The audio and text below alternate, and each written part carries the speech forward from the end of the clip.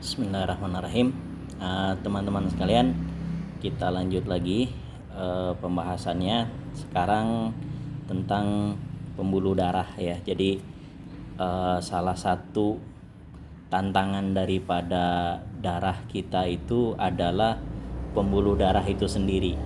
Ya, jadi pembuluh darah kita ini banyak yang ukurannya sangat kecil-kecil sekali, terutama di daerah-daerah ujung ya, seperti yang sudah saya jelaskan pada video sebelumnya. Ini adalah ilustrasi ya, ilustrasi gambar di mana darah kita itu yang berupa bulatan merah harus melalui pintu-pintu atau lorong-lorong yang ukurannya lebih kecil daripada darah itu sendiri.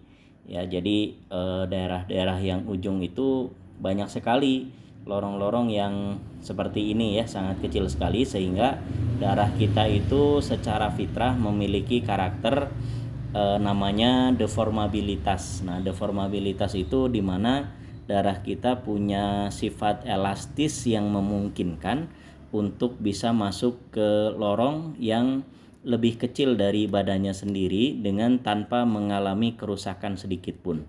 Nah, jadi kalau masih banyak koagulan ya atau pengentalan darah, itu daerah-daerah yang seperti ini akan sulit untuk dijangkau. Nah, jadi pemijatan kita itu alhamdulillah bisa membantu menguraikan gumpalan-gumpalan sumbatan. Nah, kemudian yang kedua, pemijatan kita itu ada istilahnya totokan. Nah, apa itu totokan? Nah, jadi yang ditotok itu adalah pembuluh darah besar. Nah, pembuluh darah besar ini ada 4 sebetulnya ya. Jadi 1 pusat dan 3 cabang. Nah, 1 pusatnya itu di tengah ya. Jadi agak sebelah kiri dada kita itu ada posisi jantung, kemudian ada garis lurus melintang dari atas ke bawah, itu adalah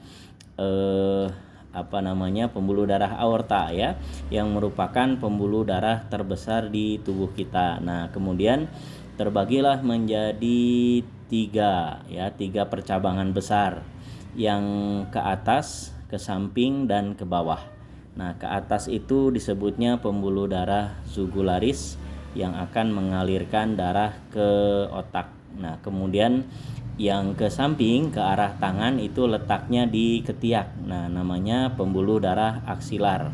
Nah, kemudian yang ke bawah itu di selangkangan atau di sampingnya alat kelamin, itu namanya pembuluh darah iliak. Nah, pembuluh darah iliak inilah yang banyak penotokannya ya.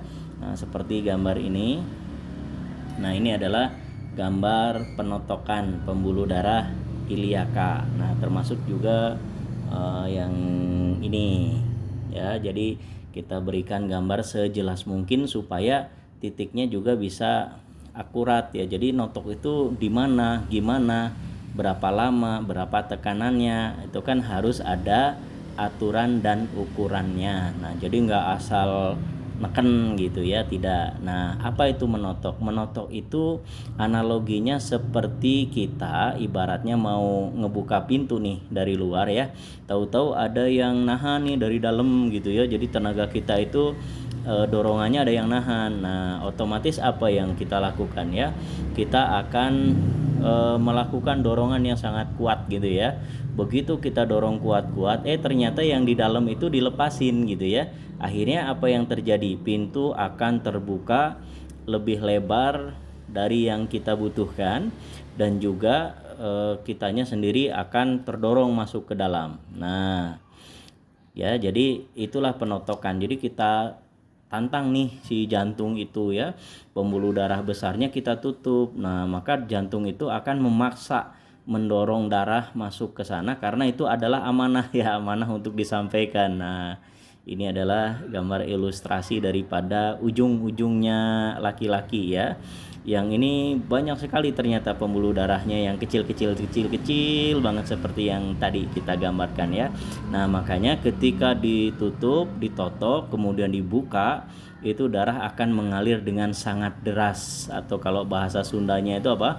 Ngagewor. Ngagewor itu apa? Masuk dalam jumlah yang sangat banyak sekali, sehingga pembuluh-pembuluh darah kecil itu akan terisi dengan maksimal.